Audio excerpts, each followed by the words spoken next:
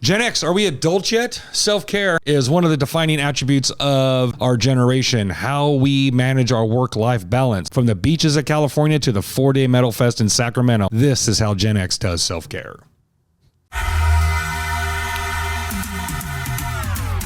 Hi, I'm Jason. And I'm Greg. We are Gen X, and welcome to our podcast. I should learn sign language to do all that. And welcome to our podcast.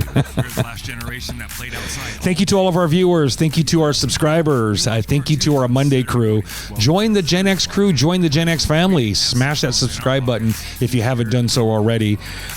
Join us each and every week as we drop a new episode. We talk about everything that Gen X has to offer, from self-care to our music to all the things that made us who we are. Movies and music are our favorite things to hit us up on. We are at 144 subscribers. Help us get to 150. We need just 6 more. We'd love to have 6 more subscribers in this video. So if you're watching and you haven't subscribed yet, go ahead and smash that subscribe button. I think it's in that corner right over there. The little red guy. Hover over it, subscribe, click it. Here we go. I'd like to give a shout out to all of our viewers and all of our listeners all on our audio side. Thank you guys for following us each and every week. We have some day ones, and we definitely want to thank you guys for following us every week. I think we're at 119 episodes now. I believe that's the number. 119 episodes we have created for you guys, 1 a week for a little over 2.5 years. So thank you guys for following us. Thank you guys for your love. Thank you guys for all of your support. Appreciate you guys. Yeah, why else would we do it? You guys notice this guy? He's been gone for a couple of weeks. Hey, man. Welcome back, homie. How are you? Bro, what's up? All right. Tell us something good. The Central Coast is good. Of California. We are international, bro. Yeah, the Central Coast of California. I guess I got to be more. But that's still, it's like saying the Bay Area. It's the Central Coast. It's the Central Coast. Give us some city names. Probably. So we're talking Highway 1, right? State of Morrow Bay. Her family's got a house there that we get to go crash in once in a while, as long as we keep it clean, take care of things while we're there. Yep. And so that's in Morrow Bay. She grew up in San Simeon and Cayucas and Cambria and all those towns. She went to high school in Cambria. That's the Hearst Castle area, south of Hearst Big Castle is about as far north as we went this time. Usually we'll drive up a little farther than that, but Hearst Castle is about 45 minutes north. Got it. Of the house. And all right. We can go down, like all your grocery shopping and stuff like that's down in San Luis Obispo. The Slow. Yeah, I'm starting to love Slow. Every time I go there, I love that town more. Welcome back. Hey, thanks, bro. All right, brother. In honor of AfterShock 2024, how we take vacation, how we do self-care. Greg and I both have taken some time off. And recently, you just heard about his. The last 2 weeks, he's been off on the Central Coast. This last weekend, I tapped out and went to AfterShock 2024 up in Sacramento, California. 4-day Metal Fest. Lots of footage already up playing. 4 days of metal. Over 130 bands. Where's my notes here? But in honor of AfterShock 2024, today's episode is all about 80s metal, vacations, self-care, and how we take care of ourselves. Jumping in, I got to see this weekend some 80s classic bands. Iron Maiden, Judas Priest, Motley Crue, Anthrax, Slayer. I love them or I hate them. They're on the scene. Thrash metal giants. Slayer, Anthrax, Body Count. And then there was Tom Morello. He was there representing. And see Pantera? We did see Pantera. I've never seen them live, man. But I think they came out in the 90s with the new metal with Korn and stuff. So I'm not quite sure they were released in the 80s. I'd have to look. Look. Some of my deep Pantera friends would know that. But, trying to keep it within our generation. Now, I know we let in Body Count, but that's Ice-T. And I let in Cypress Hill because, everybody loves a little bit of Cypress Hill, right? They were kind of 90s, too. They were kind of 90s, too. But you know what? Those guys, 2 years ago, they closed the show on opening night. They were the headliners for opening night, and I'm telling you, they rocked the fucking show. Cypress Hill, a rap duo at a metal fest, drew a large crowd. They closed that night. And they handled business. They got Insane in the Membrane. You know what I mean? Hits from the Bong. How could I just kill a man? And they closed with Jump by House of Pain. They had everybody, get all quiet and get on the ground, kneel down, everybody. And there must have been 6,000 or 7,000 people just standing in front of that stage right there, all knelt down, right? And when the song hits, you guys don't know what to do. And then, the DJ played it, bah, bah, bah, boom, and everybody started jumping, and, 6,000 or 7,000 people jumping at the same time. That's fun to watch. It's fun. There's a lot of energy there. So, a shout out to those guys too. This episode is all about self-care and how we take care of ourselves and how we stay on top of our daily game. I spent the last 4 days at AfterShock in Sacramento, California, our state's capital, deep inside Discovery Park along the American River. We had 5 stages, over 130 bands, 4 days of metal. And you can't hear, the bands are far enough away where you can't hear bands over the other bands? So they do a good job packing that many people and that many stages in one river park, right? So this year was the first year they added a 5th stage, right? So they figured they had more room. So they have all the stages are named and they have the schedule. And when I first started going, I started going back in 2018. This concert's been happening for, 10, 12, 13, 14, 15 years, right? And it started with just 2 days. The big headliners were on Sunday, all the fun stuff that happened on Saturday. Well, now it's a 4-day festival and they added a 5th stage. So they have the Jack Daniels main stage where all of the big acts will headline the show, right? They added another stage where there was one stage here and the crowd went back. The grass went back maybe 300-400 yards, right? Well, this year they added another stage here. So they're opposing, but the sound from this stage only goes so far, I guess. And you can hear it, but if you're within the realm of this stage, you're not really hearing what's behind you, right? With the way they have the sound, the way all the speakers are set up. I don't know if they point towards the ground, they point up, but it worked out. They keep it right. You can hear the roar and rumble of somebody's double bass and the crowd screaming and yelling if you're in the middle of the park. Right. You can hear the roar and rumble of a couple of different stages around you, but if you're in the crowd watching your band, you're not hearing anything else. Right. You're not. You're underneath those line arrays. You're underneath those subs. Sound bubble. You're in the bubble, right? And the shit rocks. They don't hold back on the sound. My ears aren't ringing, but there's plenty of bass. There's plenty of line arrays. The music is up, right? There's the middle of the day, so they can pound that shit. They're not worried about, the 10 o'clock cutoff, 10:30, I think, was the latest. 10:45 or 10:50, I think Motley Crue ended at 10:50 on Sunday night, I think.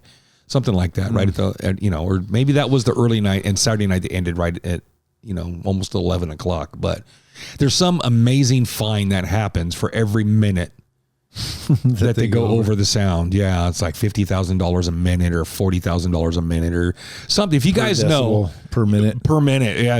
It's an outrageous fine to where the acts themselves. I want to say the acts themselves get fined for that or something, and maybe not the promoter or something to that effect. Yeah, it's probably written into the contract. There's for some reason or another, for whatever legality, you can't just cut the power to the stage and ruin the whole show. There's one plug, for the stage, right? Yes. Tom and Jerry. Correct. So, yeah, that's a lot of bands, dude. Over 130 bands. So the fun part about this was seeing up and coming bands or seeing bands I normally wouldn't go pay to go see, right? Falling in Reverse, emo metal. Forgive me, guys. These are not Gen X bands, but this guy, his backstory, I think he was with another band. Forgive me if I can't remember the other band, but he got in trouble. He went to jail for a couple of years, or he came out and started this new band because his old one kicked him out or something. But Falling in Reverse was one of the bands that was there. Decent band. The guy's a little angry. I don't know if that's part of the act, a part of the whole emo kind of act, whatever. But like hitting himself with a microphone. Angry? Well, he was just like Rammstein angry. Yeah, he was like angry because I don't know. There was some incidents in the crowd, some health issues in the crowd. Some people kept passing out or falling down, and they'd stop the show and help people up or whatever, right? And he was like, hydrate yourselves, blah, blah, blah. And they're on a really strict time limit. So he had to stop a couple of times, wasted 5, 6, maybe 8 minutes, which is 2 or 3 songs, right? You know what I mean? So I get it, but it's hard to figure out. Anyways, wasn't one of the bands that I would go see like, oh my God, Fallen Reverse is coming through next summer. We have to go. But it's one of those bands I'll go stop and check out. You know what I mean? Floggy Molly was a band I stopped and checked out. ICP was a band I stopped and checked out. ICP, holy shit. So I'll be honest with you guys. I was a big Eminem fan in the early years, and Eminem told me that, we don't like ICP, so I didn't play ICP. I jumped on the bandwagon. I didn't like Megadeth because Metallica didn't like them, and I didn't like ICP because Eminem didn't like them. And those guys go fucking hard. The Juggalos, they have a following, and the Juggalos, those guys showed up, and almost all of those guys were young 20-somethings. I'm not sure ICP had an My album cousin out. was a juggler when he was a young 20-something. They came out in force. There were hundreds of them. Probably more Juggalos than there were any other faithfuls for any other band except maybe Slipknot. Maggots showed up in force. Yeah. But ICP, who, I haven't heard of them. Not that I'm the standard, but I played a lot of parties. I've DJ'd a lot of gigs. I have not had one single fucking request for Insane Clown Posse. Never, ever. Right? That's its own scene. Those people showed up in force. Good Lord, there were hundreds of them, and they were all kids. Yeah. Young folk. There weren't any old heads there, which I didn't really see any there. That's crazy. If you've never been to an ICP concert, I was with my cousin. And I'm like, hey, we was pushed away to the front. And he's like, you don't want to go to the front during ICP. I'm like, why not? And he goes, well, you see all the soda up on stage? They have this thing. I didn't know this. I was like, again, I followed Eminem, right? Fuego is like the Shasta soda of the East Coast, I understand. Again, this is my understanding. I learned this weekend. If you guys have a better understanding, leave us a comment. Correct me, set me straight, set the story straight. But these guys on stage must have dispensed over 500 2-liter bottles of soda. During their songs and in between songs, they'd play like the clown circus music, and these 7 or 8 clowns or just people part of the band would just come out and shake up, they'd pull off the top and they'd shake them up and hold them and then spray soda everywhere. But they were also doing this thing where they'd hit it and then the pressure build and they'd let go. And then these 2-liter bottles were flying out of their fucking hands like a rocket. It was bad as fuck. They were coming 100 feet off the fucking stage, 50 feet off the stage, 60. They were coming hard. People were getting hit by these fucking projectiles. You could smell the soda. Over 500 2-liter bottles of soda were sprayed on that fucking crowd. That's part of the show. Fuego. Everybody goes. They had this little jingle, Fuego, Fuego, whatever the fuck they're saying. And they're just it's like, did you ever go to, I'm not going to think of it. What was that movie where they did all the acting and stuff? They acted it out in the crowd. Rocky Horror Picture Show. It's kind of like that, huh? It's like a whole subculture with the performance. The crowd is part of the performance. The crowd is part, 100%. I mean, those guys went hard. They had decent music. Their energy was good. I'm not a fan. I'm not a fan. This is my first time really ever paying attention to them. Yeah, you know what I mean? So they went hard. They had good stage presence. They had good energy. Their fans fucking love them. Yeah. It's a good show. It's fun to watch. It was fun to fucking watch. As long as it's fun to watch, that's all good. Fun to watch. So ICP, shout out to you guys. I missed out in the last 25 years. I feel some kind of way about that ish, but you know what? Yeah, I see some bands on here. I wanted to see CKY. That was Bam Margera's brother or something. I think that was his band. I think that was. They were had something to do with. Had some good songs with that era. Local H. Some of the big metal icons. The reason why I went was some of these bands that I have been listening to since I was a little kid, right? Sometime during the early 80s, 83 maybe, 84 maybe, but I was right in there. My older cousin Steve on my dad's side introduced me to a few of his new albums. So I go visit my dad on the weekends or, for vacations where he lives in Sacramento. He had like the high top sneakers opened and stuff. You know what I mean? He was the coolest guy at the mall. He was like the metal scene guy. You know what I mean? He was 2 years older than me. So when I go to visit him, I'm listening to Joan Jett. I'm listening to Huey Lewis. I'm listening to those tapes I got from fucking Columbia House for the penny. Right. I'm listening to that kind of stuff. I had Eddie Murphy. So that was pretty fucking, that was pretty growing up. It's pretty edgy. Some street cred, right? You know what I mean? A lot of fuck words in that. You're bringing your collection to match with his. So I run into him and he's like, hey, check this shit out. Have you ever heard of Judas Priest? I'm like, no. He takes out the record, takes it out of the sleeve, hands it to me so I can start reading the lyrics, right? And he puts on this song and I'm like, okay. Huey Lewis, Joan Jett, Eddie fucking Murphy. Yeah. Radio, top 40. I'm recording the top 40 at this point in my life. Yeah. You're on whatever Casey Kasem's playing for us. And I'm like, this was the Rippin' Christian kids put me on Judas Priest. I'm like, what? I never heard anything like this in my life. And there was no video. This is an album, Yeah. I'm like, okay, so I'm reading the album cover, I'm looking at all this stuff, and he's telling me the stories about fucking metal, and I'm like, you're the coolest fucking guy I know right now. Let's go to the mall and hang out. I want your haircut, I want your clothes, right? And so he's playing this song for me, and I'm like, fuck, all right. So this weekend, I got to hear some fucking, some Judas Priest, and he plays this album for me, right? And there's Electric Eye, and there's a couple other songs on this fucking Turbo Lover, I think is on this album. And we're listening to it, and he's like, I'm like,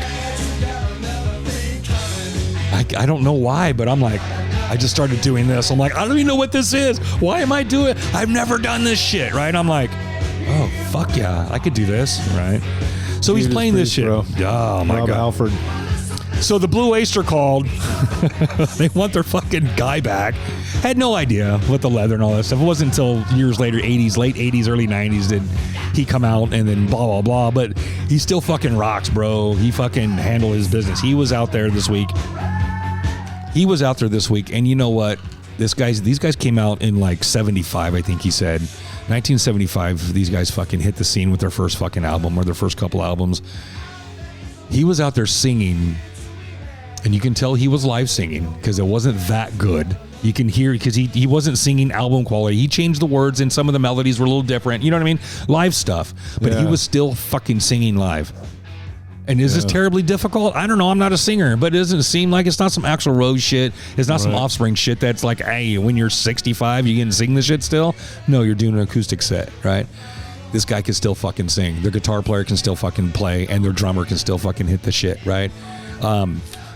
They don't have the original. I don't know about the original members of the band. Yeah. These notes. Yeah, the screams and shit, right? KK Downing, I don't think he's in the band anymore. I'm not even sure if he's alive. Glenn Tipton, I don't even know if he's still alive. I couldn't tell you their bass player, their drummer. But those are the guys I fucking knew. You know what I mean? Loving these fucking guys. So I got to hear this shit, right? I'm like, I've never seen Judas Priest live before. That was your first time seeing Rob Halford? It was my first time these fucking guys live, yeah. I'm like, I'll go. Judas Priest may or may not have been a band I would go see solo, depending on the opening scene or the opening acts, right? Right. But will I ever get to see these guys again? The answer is probably fucking no. Yeah. Right? Unless they come back next year. Unless they come back next year. Then I'm like, they don't have any new music. I'll watch the same 5 songs Same over. set, yeah. Yeah, I'll watch. And I'm not like, owning multiple albums, but I know their shit. You know what I mean? So shout out to my cousin Steve for bringing that on. In the 90s, Rob Halford was in a band called Fight, and apparently he lived down in San Diego or whatever the deal was, because they played local shows around San Diego for like radio stations and stuff like that, and I got to see Rob Halford a bunch of times. Right. He wasn't doing Judas Priest joints. He was doing Fight music, but we bought the album and bought into the whole thing, and Fight was awesome back in the day. That was the San Diego. That was when your Marine days back then, hitting the clubs and shit down there. Yeah, just going there with my metalhead buddies in the Marine Corps, chasing shows and stuff like that. And Fight would open for any band that came to San Diego to play a show. They would be opening for them. So one of the other bands my cousin turned me on to that was actually one of the headliners. Was the Saturday night headliner, was one of the biggest metal bands ever. If you do some research and you start looking at your favorite metal band's influences, most of them, if not, will give homage or give some kind of respect or credit some influence to fucking Iron Maiden. Part of that British wave of metal that came over in the late 70s, early 80s, Iron Maiden is one of the metal standards. And I'm gonna tell you guys this. Yeah, I want you guys to do a Google search on fucking 80s patch vests or patch denim jackets or 80s metal jackets, and look at those jackets with all of the patches and shit on them. Go back and look at the original ones from the 80s. Every single fucking one will have an Iron Maiden patch on it because it was the standard. And a lot of times it would be the big patch on the back that all the other patches were around. And you know what? Yeah. So not only are they icons in the metal scene, they are icons in the musician scene. And also, arguably, I'll put some money on it. I won't mind losing a little bit of money, and I'll argue with somebody that they have created the most iconic metal fucking character ever. Because like you were saying, if that big patch was Eddie. Yeah. And if you weren't an Iron Maiden fan, you had to have Eddie somewhere on your poster or on your jacket, or have an album, or at least know about him to have any kind of metal street cred. That was Teddy. Teddy had all the Iron Maiden shirts. Shout out Teddy. Love you, Ted. Ted had all the Iron Maiden shirts. Ted and his sister. Tracy. Yep, Shout out had Tracy. Fucking Iron Maiden shirts for days. Love it. Iron Maiden fans will tell you what their favorite song is, but if you guys jump on any kind of music service or do any kind of search for Google, for Iron Maiden, you're going to see like the top 5, 6, or 7 songs from those guys, spanning, a few of their albums in the early '80s, and this one, is probably on the top of every Maiden's.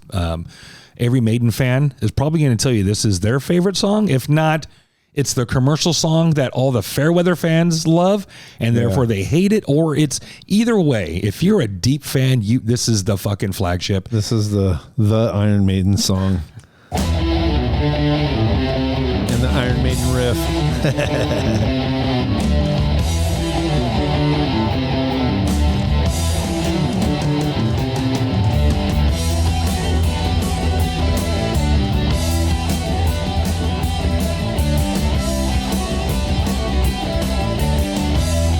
Metal icons, Iron Maiden.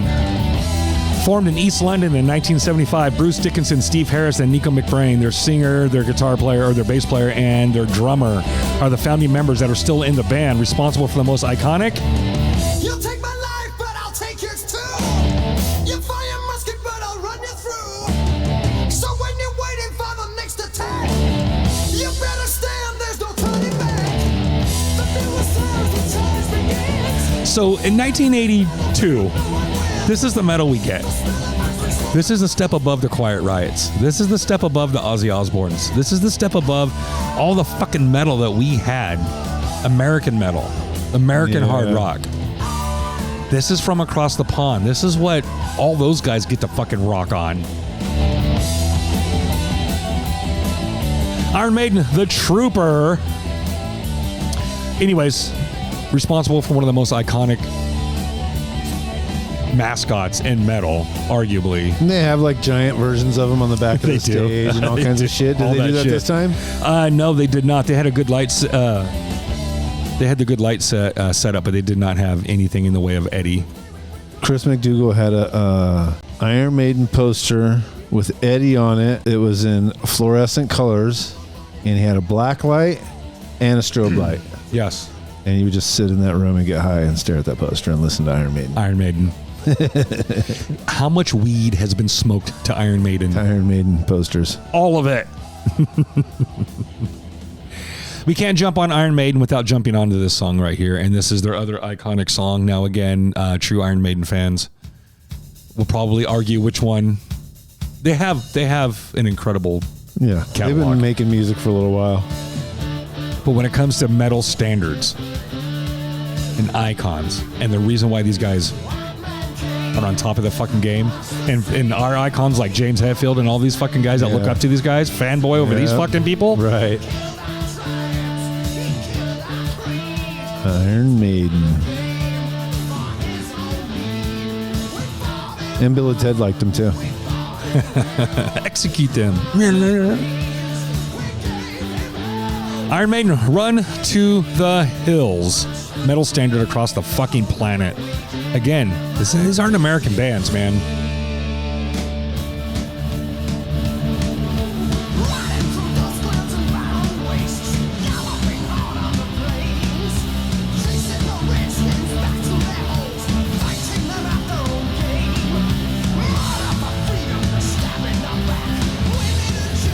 Cowards attack. You guys wanted to learn guitar after listening to this. You know how many fucking people went out and bought a guitar after this album? Yeah, seriously. All of them. For your life.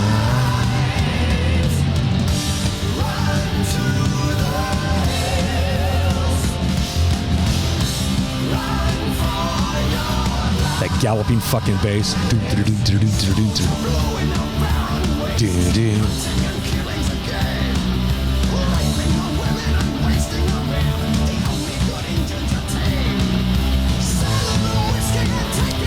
So if you are familiar with the song, you know what it's about. Pretty controversial these days. Ish. Some tender-hearted people have a hard time listening to the song and understanding what it's really fucking about. Yeah. Bless your tender hearts. Oh, this is fucking metal, though. It's fucking metal, bro. This is fucking metal. If it doesn't hurt you, is it really metal? evil. I want to give a shout out to all the fucking metalheads at the concert this year. It's been this way ever since I can fucking remember.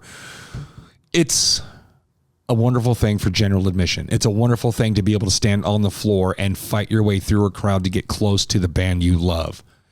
Everybody in the crowd knows how this fucking works. Everybody wants to the front. Only a few of us can get to the front. But here's what I want to give a shout out to all the fucking metalheads out there. I've been to hundreds of fucking concerts. I've seen hundreds of fucking shows. I pushed my way to the front and damn near all of them. Metalheads are some of the politest, coolest fucking dudes. People, ladies, guys, girls, kids, everybody. Right. If you push through the crowd, just push through the crowd. Don't be obnoxious about it, but move. Go. You're going to bump into people. You're going to rub against people. Somebody's not going to fucking like it, but you know what's preferred? Is if you just move the fuck on and keep moving the fuck on and get to the spot you're going to get to. Nobody's going to care if you walk by them. Right. They care when you walk by them and stop directly in front of them and then figure out which way you're going to go because now you're sweaty, stinky. Now you're in my fucking way. Yeah. But if you want to push through and just go by me and just push through with your train of people, go. Get it. We love that. It's cool. Yep. Don't ask permission. It's part of the culture. It's part of the fucking culture, right? Yeah. Leaving the crowd.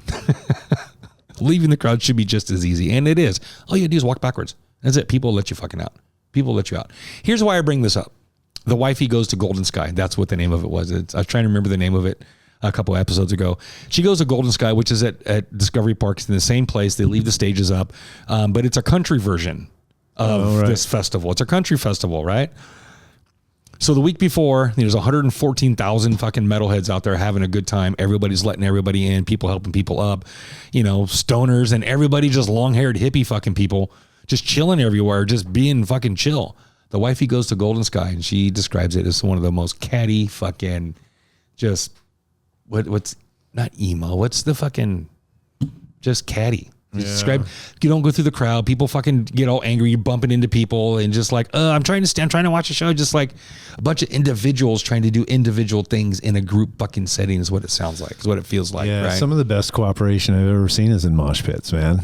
People go down. People crazy. help people up. Yeah. Period. Quickly. Nobody wants to be fucking down, bro. Right. So shout out to all the fucking metalheads, keeping it real, keeping it soft, and keeping it fucking real love. professional. Real professional out there, guys. Love it. I will party with you guys until the day I fucking die. I love it.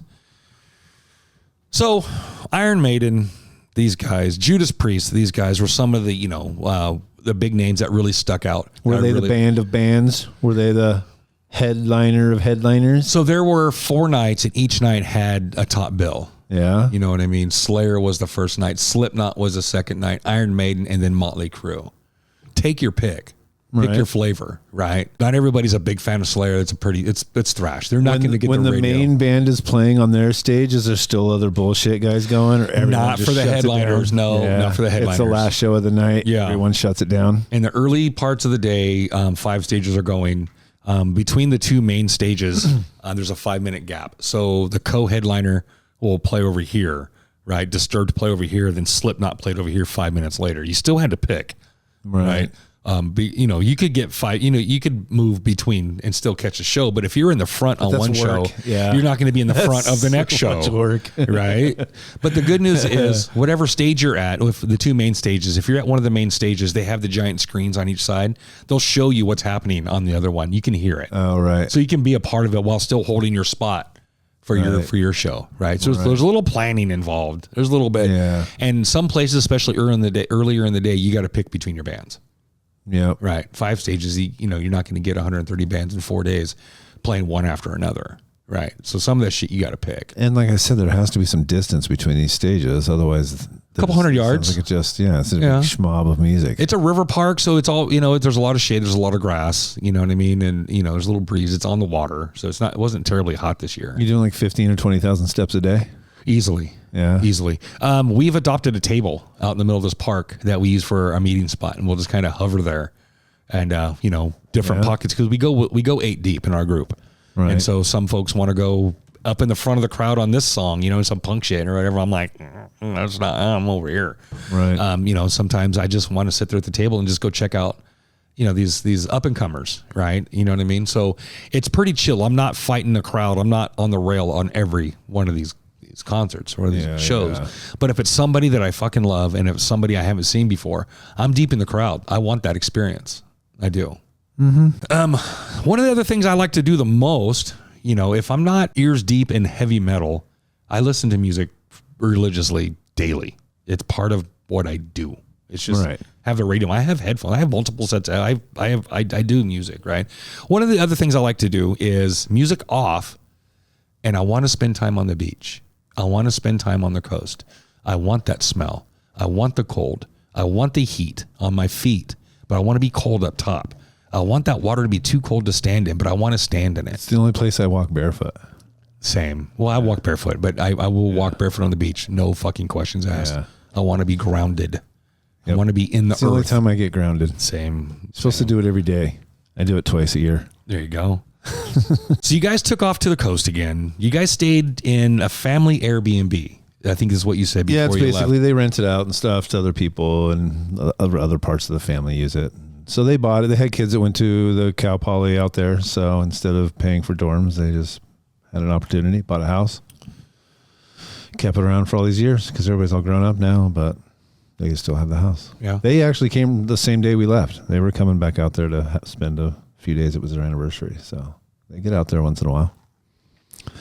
Cool spot. So this is a working vacation. Working vacation. So let's be clear. You just Pretty good split of work and vacation. moved the shop Yeah. 4 hours. Move the shop to the coast, 3 4 hours south and to the coast. And basically we could either, like wake up and go walk on the beach, or wake up, do a little bit of work and go walk on the beach. Because she wants to chase low tide so she can go collect shells and all Love that stuff. that, So dude. she just wants to chase low tide all day long. And she's like, all right, we got to go. So she's dragged me to the beach. We go walk around with the puppy to the dog beach. Yeah. Morrow Strand, shout out. Good spot. Yeah. Yeah, good beach, mostly good people, good dogs and stuff. So How did you balance the working and the beach? Meaning like, all the sightseeing and all that stuff. I know, 2 weeks, you're not just going to tap out and do zero work for 2 weeks. I get that. yeah, we just kind of we just didn't really do it on a schedule. We just figured I'm an early riser.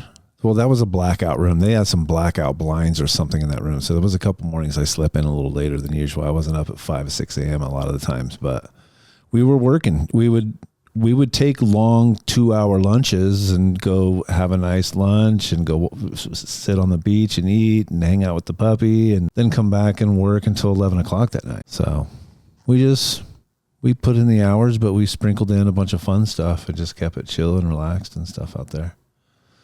So I think I have a piece of video. Maybe I can send it to you and you can run it up there. Shoot it. We'll put it up. You can see me sitting at my desk, and then as I pan my phone off of my desktop over the top, I'm basically looking out at the ocean and Morrow Beach. There's a high school down the hill from us. There's a high school right there between us and Morrow Rock. So you can also hear the kids down there doing football practice and all that shit. Kind of like that. Yeah.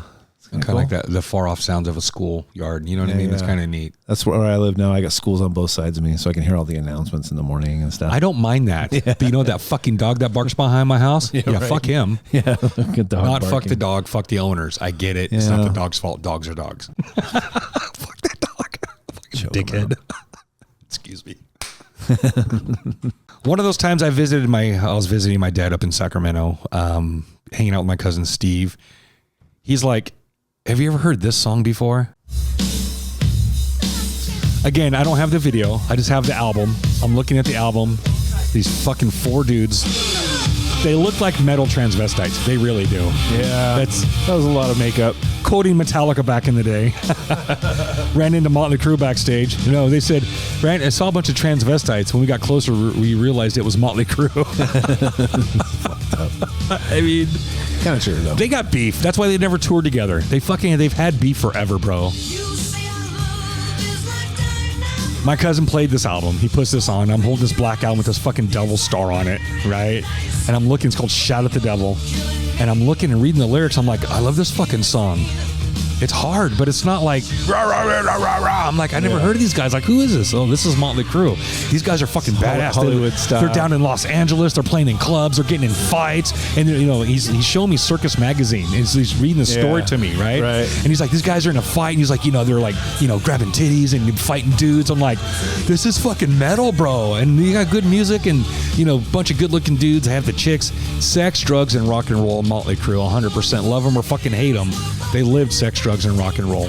100%, right? Yeah. So their heyday, 80s, 100%, right? He puts this on for me. I'm like, I fucking dig this song. I listened to the whole album. This was the one song I fell in love with first. This was my first favorite song by Motley Crue. So I go home and I ask my mom, we have to go to the record store, Replay Records. I want to say it was Replay Records in Manteca. Yeah. Replay Records. And I'm like, Mom, we have to go get this album. I have to go get this album. So okay, we go down there and I find it, and she takes one look at the pentagram on the front, and she's like, I'm not buying that album for you. I'm like, you don't understand. It's this. Oh, these guys are just, and I started. So these guys are getting in bar fights. These guys they're not devil worshippers. They're just guys who like sex, drugs, and rock and roll. Blah blah blah blah blah blah blah blah. Not I'm like 13. A good case. They're like, no. Mom's nose were no's. Period. She said yes a lot, but her nose were fucking rock solid. So I finally get to see the video, and I'm looking at these guys. I'm like, these guys are fucking tall. Good Lord. Tommy Lee's like 6'5", and Nikki Sixx like even taller or some shit. All right, you know what I mean? And you got this blonde haired Vince Neil guy. Who the fuck's this Vince Neil guy? He's blonde. Why is he the blonde one? Blah, blah, blah. Growing up, a big fan of these guys. And I'll be the first one to say it. I'll say it before you guys do. They fucking suck now. They suck. They're hard to watch. I've seen them a few times in my adult life. I've seen them like maybe 4 times in the last probably 8 years, right? 4 times. 3 of those times they were on their own tour. They were on their own tour, full sets. You know, AfterShock's a little bit short and it's a festival. They only get like a 2-hour slot or an hour and a half slot or whatever the fuck the time is, right? And that's fine. That's whatever. Vince Neil. This is his new nickname because he's a fat, sloppy singing fuck. I'm pretty objective and I'm pretty kind when people can still do shit better than I can. You know what I mean? Like Ray Gunn from the Olympics. I'll talk shit, but she was in the Olympics and I wasn't. Yeah. I can only talk so much shit. Vince is in a rock and roll band from the fucking 80s. I'm not. He can't sing, neither can I. But you know what? Fuck him. He can't sing. I would not go see these guys on a standalone concert anymore. He cannot sing. Call him a lazy singer. Call him overweight. Call him out of breath. Call him unpracticed. Call him whatever the fuck you want. Putting him up there still. They do Propping that with him a lot. up. Right. That's like torture. There's some like elder abuse or something. Have you seen the videos of Frankie Valli? Yeah, dude, like that kind of stuff. They prop him up. He's 90. They prop him up. Wanders off into a corner and stares at a wall in the middle of a concert. And you can see he's lip syncing. You can see he's just barely moving his lips. And the voices are coming out all full and perfect and shit. And the backup singer's like, no, this is the greatest thing ever. No, this is what do you mean? What? We're the show now. Yeah. Oh no. Weekend at Bernie guy, dead guy. Yeah, you know, he's alive. Look. He's breathing. Crazy. But he's up there, Sherry, baby. Man, who did I see? I saw a concert with that old blues guy, Buddy Guy. Yes. Buddy Guy's like 90-something, bro. He wasn't lip syncing shit. That dude was playing guitar with everything on the stage. He was just playing the guitar with stuff on the edge of the speaker. That dude. No fucks. Yeah, no. He's not lip syncing nothing. He was playing it. He's playing that shit. Yeah, that was awesome. I don't know about Vince Neil from the Motley Crue. They're one of my all-time favorite bands, bro. They are. Yeah, but he didn't take care of himself. I mean, he's not in show condition. He's not in show condition. No. And I get it. They're 70s. They're in their 70s, bro. I get that. I do. Honor and respect, love, and all that shit. They're still fucking on tour. I've never been on tour. Well, maybe someday with the podcast. Guys, blow us up. We want to go on tour. There was a list of songs I wanted to shout out for Iron Maiden. I want to visit that really quick. Iron Maiden, bangers. Run to the Hills, 1982. The Trooper, 1983. 2 Minutes to Midnight, 1984. Wasted Years, 86. Number of the Beast, 82. Somewhere in Time, 86. Yeah, that's a playlist right there. Early to mid 80s, right there. The British metal coming through, influencing our American fucking rockers in a way that is just hard to fucking describe. Mm-hmm. One of the bands that we did get to see this weekend, I have never seen live before, and I was pretty happy that they were there. Again, a band I would not go see standalone. It would have to be a pretty significant fucking festival, right, for me to go see these, but it was Anthrax. So 2 of the big 4 thrash metal bands were here this weekend. I was a huge fan of Anthrax. Yeah. I saw them live too. They were fucking good. Scott Ian jumped on my head at a show in Hollywood one year. Are you serious? Yeah, when I was in the Marines. Yeah. I tore his wife beater off. I grabbed this part of his wife beater, and when they pulled him back towards the crowd, I pulled his wife beater off, and then I tied it around my head. Do you still have it? I still have it. That's fucking dope. It hung in the rearview mirror of my car for 15 years or something. But yeah, Scott Ian's wife beater. How cool would it have been to have you at that show with that and just yell from the ground? Because you're that close. Yeah. I stole this from you in 92. Yeah, maybe 92. I stole this from you in 92 in San Diego. I saw pictures of him after the show in like Circus Magazine or something after the show in Hollywood. And he still had no shirt on. I did that. Doing interviews. See, that's me. I did that. I have that shirt. Yeah, I have that shirt. That's why he's not wearing the shirt. It's because of me. But he jumped, landed on my head, did the full-on stage dive, landed on my face, and then they immediately grab his feet. So he only jumps so far so that they can pull him right back in. So they immediately grab his boots and start pulling him. I grabbed him in a headlock. I had no shirt on. Of course you did. I grabbed him in a headlock like this, but I had no shirt on, and I'm all sweaty. And he was only wearing a wife beater with a shaved head, and he was all sweaty. So his head just popped out. And when his head to fight Scott Ian for. I grabbed the only thing I could, and that was the top part of his wife beater right here, and then I ripped it. And I wore it for a headband, and he pointed at me the rest of the show like, "Fuck you." I don't know if he was mad at me or thought it was funny, but that's metal. Yeah, that's metal. It's a metal show in Hollywood. That's Anthrax. Metal. And Kiss came out and did one of the songs. What's that song they do with Gene Simmons or something? Gene Simmons came out and did an Anthrax song with them that time too. Really? Yeah. I don't know that song. It was an Anthrax song? Or one of those mashups when all those bands were doing mashup songs like that back in the day or something. No, that's bad as fuck though. Yeah, it's the only time I've seen Kiss. I seen Kiss 2 years ago. At this thing? Yeah. Yeah? Yeah. Great fucking show. Good Lord. Again, growing up, my uncles who were older than me had, the albums. Later down in here, I talk about my cousin Steve having, all these fucking albums and shit. But yeah. Kiss fans? Yeah, big Kiss fans, man. Kiss fan. Kiss Double Platinum. The album Double Platinum, Kiss Live. Yeah. Yeah. So I don't know if I mentioned in here. My cousin Steve is also responsible for all my probably all of my fucking early metal taste, right? Kiss, big fan of fucking Kiss. The first song I heard by them from my cousin was fucking God of Thunder. He's like, listen to this fucking Kiss double album. I'm like, I've seen that album before. My uncles have that, but I never really played it. You know what I mean? Pull out the album and I'm like, he plays fucking Kiss God of Thunder. And I'm like, out of all the Kiss music, that's the song I fucking fall in love with. So now I'm a Kiss fan. In the early 80s, I know God of Thunder. And, I know all their radio hits, but God of Thunder was never a radio hit. That's an album joint. Yeah. If you didn't have the album, you're not hearing that fucking song. You know what I mean? We've done album episodes before, and that's the beauty that's the lost art of albums today, is that you miss out on all those other fucking tracks. It's a world of single. Yeah. It's a world of singles now, right? It sucks. Aaron described that in that shift that happened in the 90s, especially with country music, because Aaron Goodwin was doing country radio all through the 90s, right?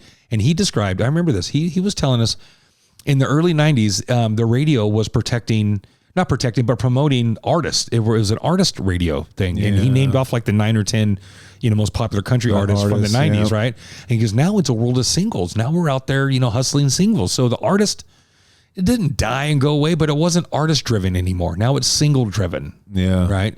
So it was like, how many singles can we pump off this album to make the most money on and Shorter, give it the yeah. longest life. Yeah, so we're no longer promoting Alan Jackson or Shania Twain. Yeah. You know, now we're promoting, you know, whoever has the Just hot the song- single out that's right hot now. song, right, yeah. right. The songs pop off overnight now. No, Anthrax, part of the big four of thrash metal. There was a story about their about Anthrax back in the day where they helped out Metallica when Metallica's gear was stolen. Yeah, when they were nobodies yet. They were heading over to Germany for their first big international European tour. Yeah, Yes. we played that on here. That's We right. did, and Hetfield was talking about that. Their whoever was in charge of the gear took it ahead of and parked it at a hotel or something. They woke up the next morning, their fucking trailer was gone with all their gear in it, and they're like, "Well, I guess that's that, right?" And Right. Anthrax showed up and said, "No, man, take our fucking gear. You go rock your fucking shit." And they did. So they did, and that was They're awesome dudes. they were awesome dudes. Scott Ian was in one of the early skate punk bands, DRI, SDI, Dirty Rotten Imbecile, Stormtroopers of Death, Possibly. SDI, Should I look it up? SOD, Stormtroopers. I had to think about the acronym. I had no idea he was in that band. I'd listened to those bands through my cousin Dennis, who was in the whole skate scene. Again, I was doing Huey Lewis and This then is Stormtroopers of Death. Stormtroopers of Death. Yeah. He was in SOD. He was And Mr. Bungle. He was in Mr. Bungle. I had no idea. Scott Ian. Slipknot played this weekend. They headlined the Saturday night. The Friday night. And I love Slipknot. I do. I've been a fan of those guys since 2006. They're like a scary movie, They're scary. right? They're scary. They are. My daughter's kind of afraid of them. They don't like. The music's kind of a little deep, hard, and she doesn't really like it. Have you ever seen Guar? Yeah. I heard Guar at this thing. I had a friend in the Marine Corps used to listen to it. He was like, "This is my Gore favorite." was there a few years ago. It's like one of those things where it's like, that's not really your favorite band. You're just trying to be edgy. Yeah, we just want to see people Nobody really eaten by loves fucking Stuffed styrofoam animals. dinosaurs and yes. It's like evil Sesame Street. It is one of my most favorite bands I've been enjoying since I had the luxury of accidentally finding their very first album. I found their very first album, and it was a tape, and I played it. And the very first song, Slayer, almost as heavy as it gets for our generation. Love them or hate them, they're still here and still kicking much ass. I own their very first album and followed them through the years. Raining Blood, Necrophiliac, War Ensemble, Angel of Death, Seasons of the Abyss, Skeleton Society, South of Heaven. Raining Blood. It's one of them probably, it's their big fuck. It's one of their big songs to play. Lewis used to play South of Heaven. Yes. Yes. So, the heavy metal, the thrash metal, if you want to go heavier than Metallica, even their early shit, you're going to find yourself in the realm of Slayer. You're going to find yourself with a bunch of demonic images. You're going to find yourself with song titles and subject matter that is evil, demonic, not okay. They have a song called Necrophobia and Necrophiliac. I really need Necrophiliac. It's a good fucking song. It's got good melody. Let's check out the one of this when I found that tape, I don't remember how I found it. Somebody may have given it to me. I may have taken it from somebody or just borrowed it one day, right? But the song that I heard, the first Slayer song I ever heard, was off their very first tape, and it was a song called Black Magic. It was song 1, side 2, and it wasn't even their big song off that one, but it's straight speed, straight thrash. Song 1, side 2. Back when we had side twos. We should do an episode called Song 1, Side 2. B-side. So I have an acoustic guitar at this point, and I'm trying to learn the riff. This part is easy. I learned this part on one string. I played it wrong.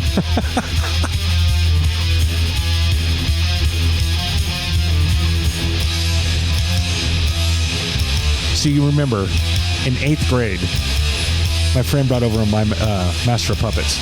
And I'm like, fuck yes. A few years before that, I get turned on to fucking Judas Priest, Motley Crue, other metal fucking folks. Later on in high school, my sophomore year, I believe it was, I found this fucking tape. I'm like, fucking Slayer, bro. This is our first album. This is Evil Black Magic. Alternate picking. Don't know the words. Strike.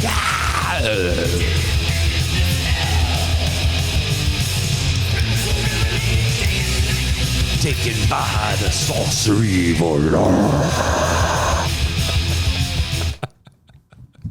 Give a shout out to fucking Slayer. Love them or hate them, they're still here. If you like the heavy shit, if you like the thrash shit, it's hard not to find yourself in front of fucking Slayer. Yeah. I don't think my mom wouldn't buy me those albums either. I don't think. Again, I don't remember how I got that Slayer one. I may have acquired it thinking, oh, Slayer's fucking cool, but that was their first album, so there's no way I could have heard of them already. I may have. I didn't have it until high school. It came out before that, so. Yeah. I don't remember how I got it. I just remember having it. I'm not sure who I had stole it. I don't know who else. And Rippin was listening to fucking Slayer. Alan Schmidt. Alan, how you doing, buddy? What up? He's listening to Slayer and those Iron Maiden guys. Tom Araya, Kerry King, Dave Lombardo, Jeff Hanneman. Rest in peace, Jeff Hanneman. Fucking love you guys. You guys rock. I understand that this show that they did for AfterShock was one of 3 of their reunion fucking shows. They did 3 shows this year with their original members, minus Jeff Hanneman. He's dead. Minus that guy, but this was one of them. So they have Dave. They had Dave on drums again. That would be cool to have as a guest on the podcast. Slayer? Yeah. Tom Araya? I'm not sure one of them. Anyway. Fuck yeah. She's got a couple questions we could ask, I bet. We could probably find some stuff he's never even been asked before. Probably. Who's your? So honorable mentions I want to throw out there from the show this weekend. Cypress Hill we were talking about earlier, and Body Count. Cypress Hill rocked that show. They got tough billing. Last time I seen them, they were the closer on the opening night. Right. So they had the good crowd.